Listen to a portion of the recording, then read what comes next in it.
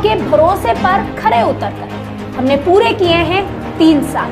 आपका क्षेत्र, आपके मुद्दे, हम बने हैं आपकी आवाज। सटीक खबरें, बेबाक अंदाज, आपका अपना न्यूज चैनल लाइव टीवी समाचार।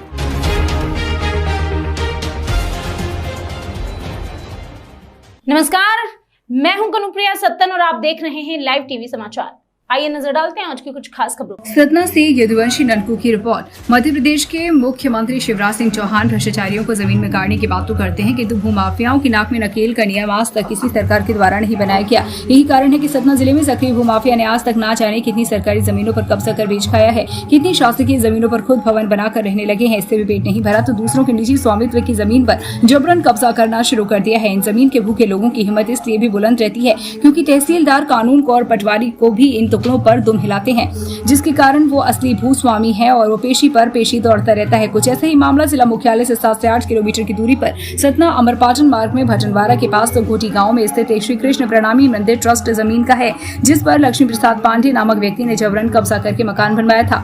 दबाव पड़ने के बाद मंदिर का रूप दे दिया गया। जब निर्माण कार्य प्रारंभ हुआ तभी से श्री कृष्ण प्रणामी मंदिर ट्रस्ट के महंत साध्वी निर्मला जी ने प्रशासनिक अधिकारियों को कई आवाज़ें देकर काम रुकवाने व अनाधिकृत कब्जा हटवाने की गुहार लगाई थी। मुख्यमंत्री हेल्पलाइन में शिकायत की तो तत्कालीन राजस्व निरीक्षक ने साध्वी निर्मला जी से वादा किया कि वे जमीन को वापस करा देंगे।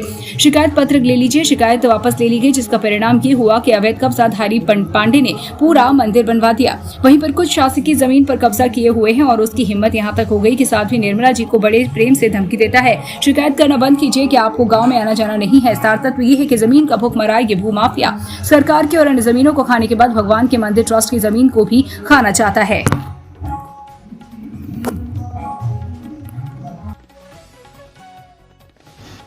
हाँ, जो हमें जहाँ तक हमें पता है, बिना मंजूरी लिए, शासन का मंजूरी बिना कोई भी निर्माण काम नहीं होता, उसमें मंदिर तो नहीं होता। तो बिना मंजूरी लिए वो शासन का जमीन भी और कृष्ण पढ़ाई मंदिर ट्रस्ट का जमीन भी दबाकर उन्होंने मंदिर बनाया है। अब मंदिर का रूप देते हैं और इसके लिए हम कलेक्टर के पास गए थे तो वहाँ अपर कलेक्टर मिले थे। उन्होंने उस समय के 1 साल पहले तहसीलदार से मिलवाए और इनका काम होना चाहिए बोले थे, लेकिन नहीं हुआ। तहसीलदार के पास गए, नहीं हुआ। पटवारी के पास गए, मेरे पास पूरा निवेदन कागज पेपर है। मैं तो शुरू में सांसद गणेश सिंह जी के पास भी गई थी। उन्होंने तहसीलदार को फ़ोन करके कहा था कि ये कृष्ण पढ़ाई मंदिर की ज़मीन में स्टे लगवा दो, क्या कर रहे हो बोले थे। लेकिन उनका कहने के बाद स्टे तो लगा, लेकिन काम नहीं रुका।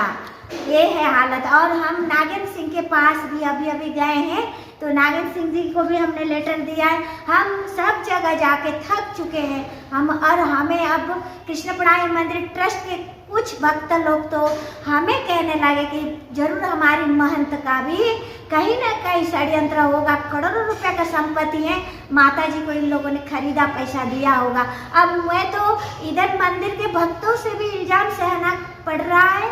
दूसरा, गांव वाले भी वहाँ से लक्ष्मी पांडे के अनुयायी यहाँ आके बोलते हैं कि माता जी आपका खेत तो हमारे गांव में है, आपको बार बार आना पड़ता है, गांव वाले को मंदिर चाहिए, आप विरोध करोगी तो कैसे खेती होगा, कौन लीज में लेगा, कैसे आप वहाँ आओगी। तो मीठी प्रकार से ऐसे समझाते हैं तो मुझे उसमें भी भय उत्पन्न होता है। तो मैं बहुत परेशान हूँ और मैं एक कृष्ण पढ़ाई मंदिर ट्रस्ट की महंत और अध्यक्ष होने के नाते मेरा परम कर्तव्य है इस मंदिर का जमीन की रक्षा करना। मैं चाहती हूँ हर हालत में जमीन की रक्षा हो। मेरे आप सबसे निवेदन है कि इस जमीन का रक्षा कर दिया जाए।